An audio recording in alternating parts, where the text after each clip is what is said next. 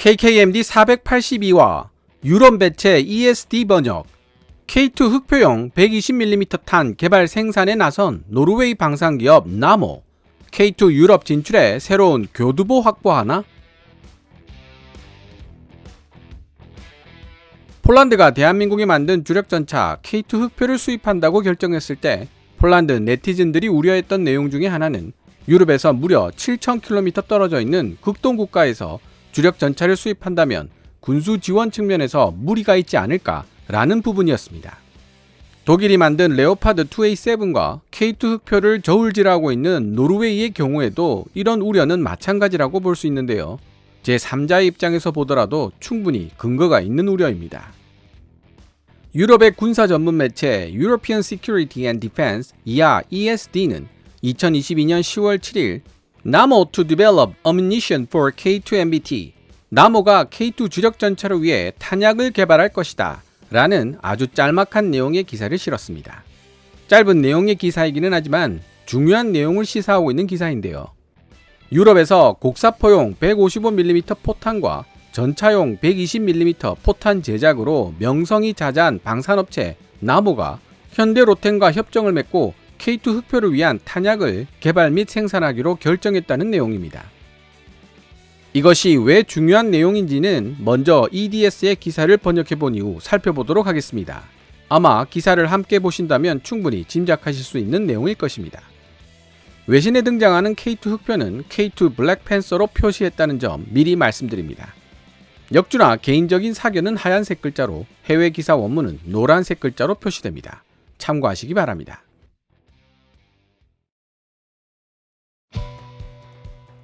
노르웨이 방산업체 나모의 보도자료에 따르면 최근 대한민국 방산업체 현대로템과 120mm 신형 포탄을 개발하는 계약을 체결했다.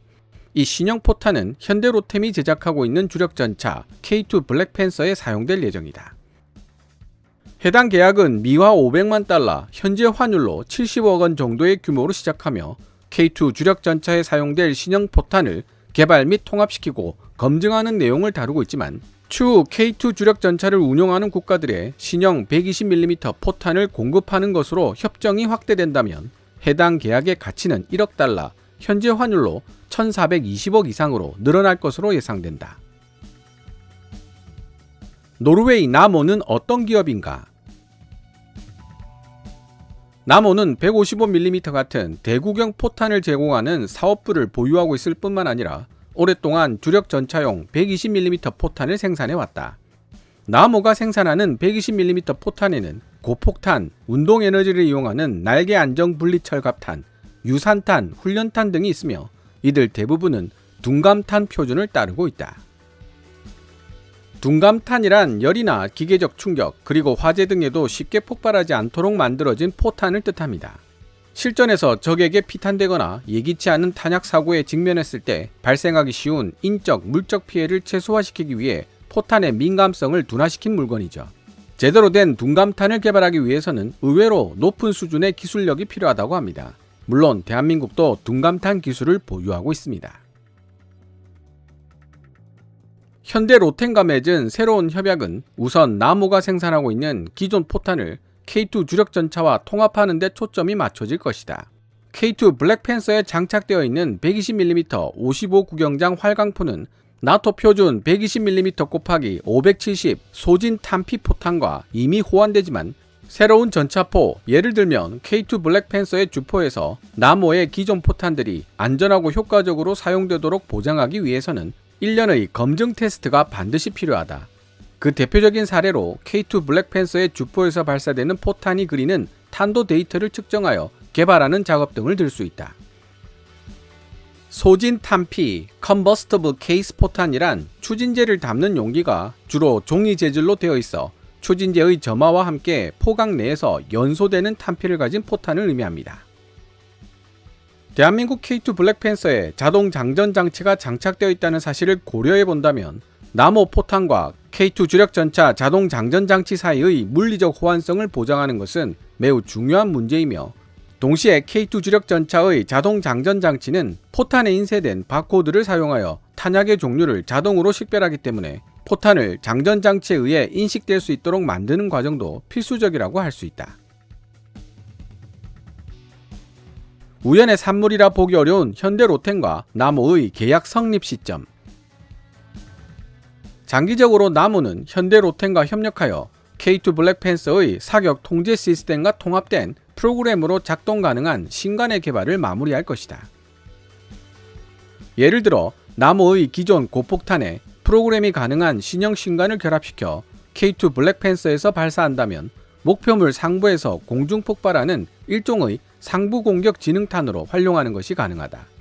그 결과 K2 주력 전차는 엄폐물로 보호받고 있는 보병 및 경장갑차 등 광범위한 지상 목표물을 효과적으로 파괴할 수 있는 수단을 얻게 되는 것이다.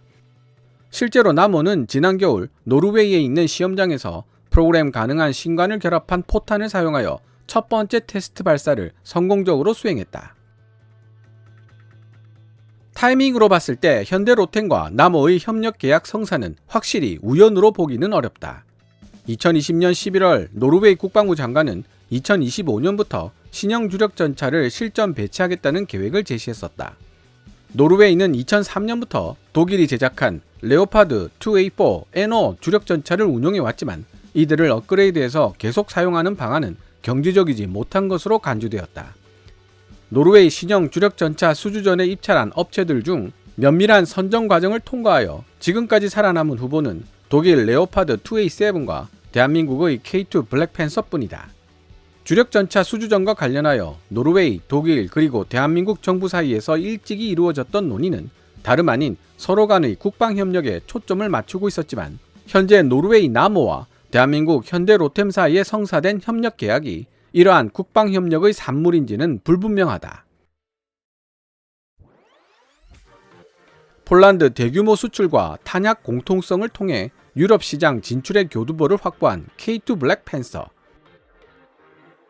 한 가지 확실한 것은 나모가 노르웨이의 신형 주력 전차로 선택될지도 모를 K2 블랙팬서를 위한 양질의 포탄을 유럽 현지에서 생산할 수 있는 능력을 갖추게 됨으로써 군수 지원에 대한 확신을 높이고 7,000km 이상 떨어진 극동국가 대한민국에서 생산되는 주력 전차를 선택하는 방안에 대한 잠재적인 우려를 원천적으로 차단하거나 완화시키는 데 큰 도움이 될 수 있다는 것이다. 노르웨이 나모로 하여금 대한민국 현대로템과 협정을 맺도록 고무시킨 또 다른 추가적 요소는 바로 K2 주력 전차를 전격 구매하겠다는 폴란드의 결정이었다는 점은 의심의 여지가 없다. 폴란드는 1차로 180대의 K2 주력 전차를 주문했으며 최대 1,000대의 K2 주력 전차를 조달할 의향이 있는 것으로 보도되고 있다. 덕분에 K2 주력 전차가 사용할 포탄에 대한 유럽 시장의 잠재적 규모는 더욱 증대되었고 나모는 이런 사실을 놓치지 않았을 것이다. 이번 협정을 통해 대한민국 현대로템 역시 중요한 마케팅상 이점들을 확실하게 챙겨가게 될 것이다. 나모처럼 유명하고 능력을 검증받은 유럽 현지 방산업체를 탄약 공급 체인에 포함시킴으로써 대한민국이 만든 주력전차 K2 블랙팬서는 유럽 시장 공략에 더 한층 박차를 가할 수 있게 될 것이기 때문이다.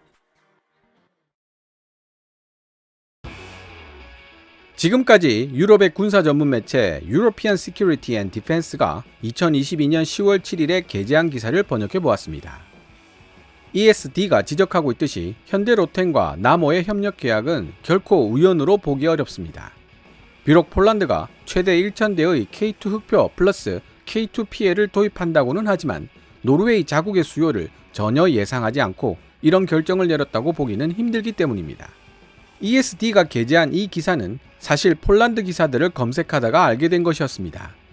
유럽 최초의 K2 주력 전차 운용 국가가 되는 만큼 폴란드 네티즌들 또한 노르웨이 신형 주력 전차 수주전에 많은 관심을 가지고 있다는 사실을 댓글을 통해 알 수 있었는데요.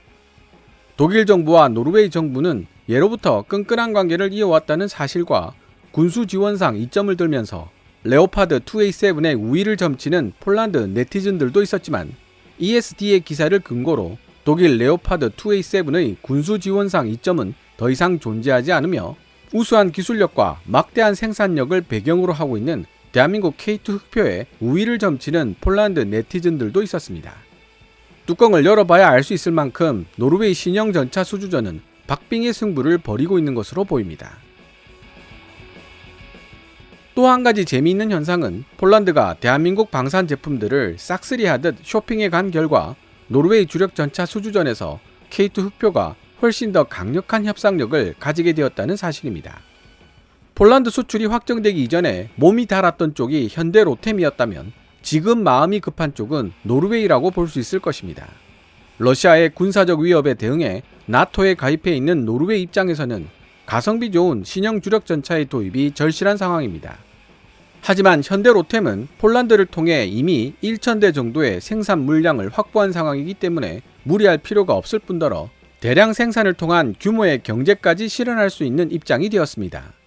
누가 더 아쉬운 입장인지는 명확하죠. 마지막으로 안타까운 사실 하나만 이야기해보자면 KKMD 145와 대한민국 전차 세대 교체 실패, 3분의 1로 줄어든 K2 흑표 양산 숫자, 대응 방안은 편에서도 다루었던 내용이지만 개발 당시만 해도 세계 최고 수준을 자랑하던 K2 흑표가 이후 국산 파워팩 개발 실패 논란에 휩싸였고 AH-64 아파치 공격 헬기 도입을 우선시한 육군의 정책까지 합쳐지면서 한동안 K2 흑표에 제대로 된 후속 개량 작업이 이루어지지 못했다는 지적이 있습니다.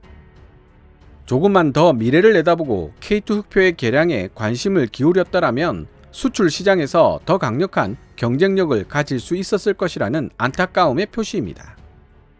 어쨌든 폴란드로 대규모 수출이 이루어지면서 K2 흑표의 본격적인 개량 작업과 차세대 주력 전차 K3 개발이 본격적으로 논의되고 있는데요. 동유럽과 노르웨이 그리고 이집트 등에서도 주목을 받고 있는 K2 흑표에 대한 외신들을 앞으로도 주의 깊게 살펴보도록 하겠습니다. 오늘 KKMD에서 준비한 내용은 여기까지입니다. 방송되었던 내용들은 KKMD 공식 블로그에서도 만나보실 수 있으니 구글 검색창에서 KKMD를 검색해 보시기 바랍니다. KKMD는 여러분들께서 챙겨봐 주시는 광고 수익으로 운영되고 있으며 후원 멤버로 가입해 주시면 영상 제작 지원과 더불어 업로드된 영상을 더 일찍 만나보실 수 있습니다. 지금까지 시청해 주셔서 감사합니다. Kevin's Military Channel KKMD